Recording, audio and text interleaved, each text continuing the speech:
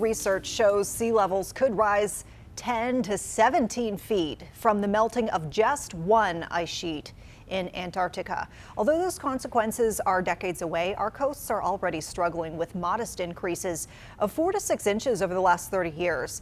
And as beaches wash away, it is costing more and more to protect homes and businesses. Chase Kane shows us the potential price tag of holding back the ocean. A viral video shows the ocean swallowing a home in North Carolina last year. And the federal government just bought others nearby to demolish them, preventing a similar fate. The $700,000 price tag might seem small until you consider that 800,000 homes also risk collapse over the next 30 years. They are worth roughly $500 million. Sea level rise, driven by human-caused climate change, continues to eat away at beaches, dunes, and cliffs, threatening an Amtrak line in California, homes in Florida, Delaware, Massachusetts, and most recently in New York. I've been coming out to the Pines for 25 years. I have never seen the beach look as bad as it does today. It is absolutely terrifying. Even after Superstorm Sandy, the beaches were not as bad as they are today. Fire Island, the primary barrier island for the 7 million people who live on Long Island, got a 1-2 punch from recent storms, leaving houses on the edge of collapse. And then there is a less obvious but even bigger concern: emergencies, because you can see how high the water is coming in.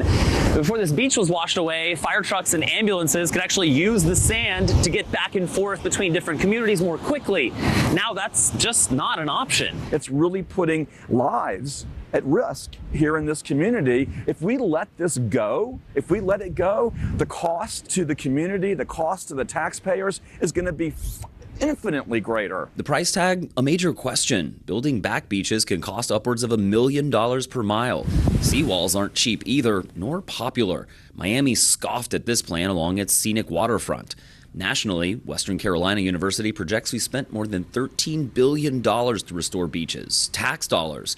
But even choosing to do nothing has cost, because a certain amount of sea level rise is already baked in from the fossil fuels we've burned. By the end of the century, we basically have to plan for about 3 feet of global rise in sea level from those temperature and the ice volume components. We can do that. I mean, we can adapt, but it's going to be costly. A problem which will gain more attention in the coming weeks and months as king tides, the highest high tides of the year, give an unsettling preview of what normal high tides will look like as our oceans continue to rise.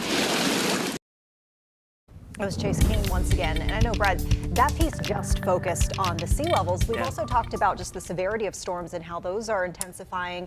And that also plays a factor, too. Yeah, you know, the water comes in much farther now because the water is warmer. It's already close to the beach. So, I mean, there's this piling on, or this like force multiplier if you're in the military. You know how it goes. You have multiple things that line up that make everything worse. So each individual thing by itself is not as bad. But when you pile them all up, that's when you end up with huge issues.